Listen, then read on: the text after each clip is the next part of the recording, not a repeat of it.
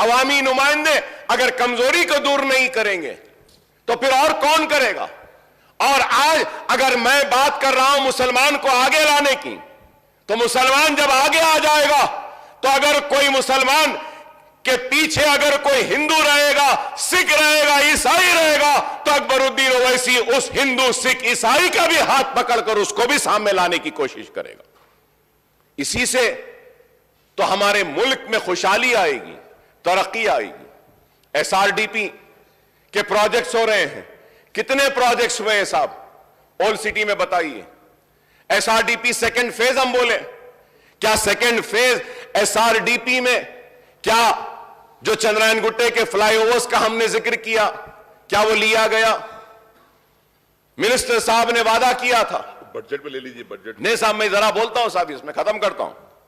Sir minister साहब ने वादा किया था। सर ऑनरेबल स्पीकर साहब, मैं आपसे बड़े ही अदब के साथ, बड़े ही एहतराम के साथ, इस कुर्सी की इज्जत करते हुए मौजरत ख्वाही के साथ कहना चाहता हूं, स्पीकर साहब 1 साल हो गया, मिनिस्टर साहब ने कहा था कि मीटिंग बुलाएंगे।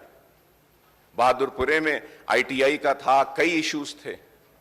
1 साल में क्या मीटिंग बुलाए सर? सर इस ऐवान में वादा किया जाता है, क्या ऐवान में जो तयखुन दिया जाता है, जो जबान दी जाती है, क्या उसकी भी अहमियत नहीं है? क्या उसका भी एहतराम नहीं है? आप बताइए स्पीकर साहब, आप बोलिए। आपकी मौजूदगी में कहा गया कि जरूर मीटिंग बुलाएंगे, क्या आज तक मीटिंग हुई? हमने जूनियर कॉलेज के लिए कहा था, बहादुरपुरे में आईटीआई के लिए कहा था, इंक्यूबेटर्स के लिए कहा था, स्टार्टअप्स के लिए कहा था कि वो जो एससी एसटीज को जो आप दे रहे हैं वो मुसलमानों को दीजिए। On par with SC STs का वादा किया गया। On par with SC STs क्या हुआ? क्या रिव्यू हुआ? मैं जानता हूं चीफ मिनिस्टर साहब मसरूफ रहते हैं, मैं जानता हूं केटीआर साहब भी मसरूफ है, मैं जानता हूं कि सारे मिनिस्टर्स मसरूफ हैं। उनसे दरखास्त करूंगा सबसे, आप लोग मसरूफ हैं, हमको एक आदमी बता दीजिए जिसके पास हम जाके मिल सकते हैं। हम मिल लेंगे, खड़े रह जाएंगे, आपके चपरासी से भी मिलना बोले तो मिल लेंगे। तेलंगाना के लिए, पुराने शहर के लिए, हमारी आवाम के लिए हम खड़े रह जाएंगे, मगर मिलिए तो सही, कोई वादा तो पूरा कीजिए। सर नए स्पीकर साहब बोलने दीजिए मुझे। सर मैं बजट पे बोलेंगे साहब, इस पे भी बोलना है, बजट पे भी बोलेंगे। बजट में आने का इश्यू है ना, हर वक्त यही बोले साहब, सेशन बढ़ा देंगे, विंटर सेशन आ जाएगा, 15 दिन कर देंगे। कितने हुए साहब 2014 से लेकर? अगर हम देखेंगे फिगर्स है साहब, मेरे पास फिगर्स है, 126 दिन हुए थे। अब ये 5 साल 4.5 साल में सिर्फ 64 डेज ही बैठे हम। टीवी के डिबेट्स में ज्यादा बैठते हैं, असेंबली में कम बैठते हैं लोग। अहमियत आज टीवी की हो गई, इस हाउस की नहीं रही। बोलने दीजिए साहब। पहले अब आप लोग तय कर दिए 12 को खत्म, 25 साल होने आ रहे हैं साहब, कभी बजट सेशन इतना जल्दी तेजी के साथ खत्म होता हुआ नहीं देखे। लेटर भेजा मैं बीएससी में, इस वास्ते नहीं आए हैं। जियो आपके चीफ मिनिस्टर साहब भी नहीं आए, लीडर ऑफ द हाउस भी नहीं आए, नहीं आए तो फिर हम नहीं आए तो क्या? हाँ तो क्या? देखिए मैं तसादुम करना नहीं चाहता, तो बोलना नहीं है, या तो आइए माइक पे आके बोलिए, बोलने दीजिए हमको। Please conclude. वही तो बोल रहा हूं मैं, तो आप माइक नहीं लेते हैं, आप वैसे ही बोलते हैं। आप माइक लेकर बोलिए ना। अकबर साहब बोलिए आप। Please conclude. इतना गुस्सा आप लोग को, इतनी नाराजगी कि फिर क्यों भाई? बोलने दीजिए ना, बोलने दीजिए। शिकायत क्या है साहब, शिकायत क्या है बताइए। స్పీకర్ సార్, సభ అన్నప్పుడు కొన్ని మర్యాదలు, కొన్ని పద్ధతులు ఉంటాయి సార్. ఇప్పుడు వాళ్ళ సభ్యులు ఉన్నది మొత్తం 7, మాకున్నది 105 మంది. మరి 7 ఉన్న వాళ్ళకు మీరు గంట టైం ఇస్తే, గంటల పాటు ఆయన గవర్నర్ ప్రసంగం మీద కాకుండా బడ్జెట్ మీద, మున్సిపల్ పద్దు మీద మాట్లాడినట్టు మాట్లాడితే దానికి మేము అభ్యంతరం పెడతా అంటే కూడా ఆయనకు ఆవేశం ఎందుకు సార్? రెండోది సార్, వారు మాట్లాడుతున్నారు మీరు బీఎస్సీ ఈ నిర్ణయం తీసుకున్నారు, ఆ నిర్ణయం తీసుకున్నారని మాట్లాడతారు. ఆయన బీఎస్సీకే రాడు, వచ్చి ఏమైనా వాదించినా వచ్చి చెప్పినా విజ్ఞప్తి చేసినా మీరు వింటారు. శాసనసభ వ్యవహారాల మంత్రి ఉన్నారు, అక్కడికి రారు. అక్కడికి రాకపోగా పైపెచ్చి ఈ టర్మ్లో అసలు అసెంబ్లీయే జరగలేదన్నట్టు మాట్లాడుతున్నారు. ఆయన మర్చిపోతున్నాడు ఈ టర్మ్లో 2 సంవత్సరాలు కోవిడ్కి పోయింది, అది మర్చిపోతున్నాడు కన్వీనియంట్గా.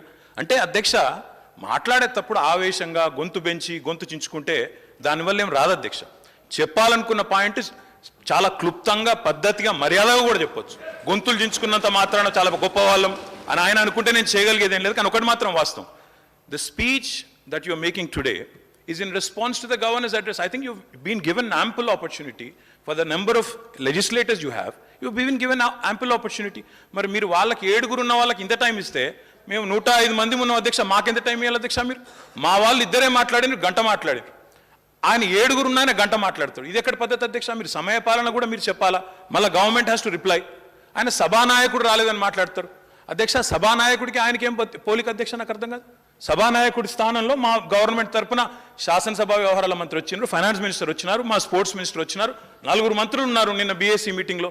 ఆయన రాకపోగా లీడర్ ఆఫ్ ఆపోజిషన్గా ఆయన బాధ్యత నెరవేర్చకపోగా పైపెచ్చి ఇంకేదో మళ్ళీ మీదికి వెళ్ళి నిందాపూర్వకంగా మాట్లాడడం మంచిది కాదు. मैं अकबर साहब से भी रिक्वेस्ट करता हूं, आप आज गवर्नर स्पीच पे आपकी सजेशन, आपके इनपुट, आपके जो भी कमेंट्स है आप दे रहे हो, उस बात पे गवर्नमेंट जरूर रिप्लाई करेगी. But to make sweeping remarks saying the government is not functioning, ministers are not available, ఇది మంచిది కాదు అధ్యక్ష, మంచి ధోరణి కాదు.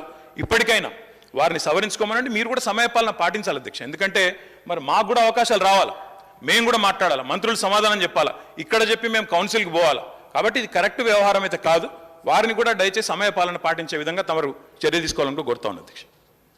Please conclude, sir. Honorable Speaker, sir. Sir, Honorable Minister Saab is a very learned man. He is also a senior man, very qualified, well educated. I just want to tell one thing is that I am not a newcomer in this house. And it is not for the first time that I am speaking here.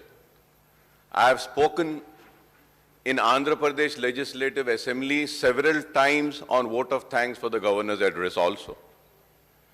And it is not that the first time or in this Telangana state being in number 7 or with 7 numbers we are being given or allotted 1 hour or 40 minutes. No, sir. You can go and check the records. Always in Andhra Pradesh Legislative Assembly also, the MIM party has been allotted good number of times and opportunity and longer time to speak. It is not the first time. आप 107 हैं, जरूर आप लीजिए, 2 दिन बात करिए, एतराज नहीं है इस बात पर. एतराज इस बात पे है कि टॉलरेंस लेवल किसका कितना है. आपका टॉलरेंस लेवल ही कम होते जा रहा है, टॉलरेट ही नहीं करना चाह रहे. हाँ, अगर अकबर ओवैसी यहां खड़े रहकर 1 घंटा तारीफ करेगा तो और 1 घंटा बोलेंगे. देखिए, अरे देखिए, हेल्दी डेमोक्रेसी में एक दूसरे को सुनने की ताकत भी होनी चाहिए. अकबर साहब, तनकीद को भी सुनना चाहिए, जब ही डेमोक्रेसी मजबूत होती है. नहीं, अकबर साहब, There was a time when I used to speak, Roshaya Saab was the finance minister, I used to criticize the government. He used to get up from his chair and come and tell me, Mr. Owaisi, you have spoken well. Very good young man, he used to say. I have seen so many chief ministers. please conclude. और मैं यहाँ खड़े रह के बोल, आपने कहा कि अकबर साहब बीएससी में नहीं आए. सर, ऑनरेबल स्पीकर, सर, मैं नहीं, I am not yielding, sir. Let me complete, sir. Let me complete. I am not yielding, sir. Let me complete. Let me complete, sir. Then I'll give you an opportunity. Sir, Akbar గారు ఇప్పటికైనా కానీ governor ప్రసంగం మీద మాట్లాడమని సూచించండి sir. ఇంకా వాళ్ళతో మాట్లాడుతూ పోతే మేము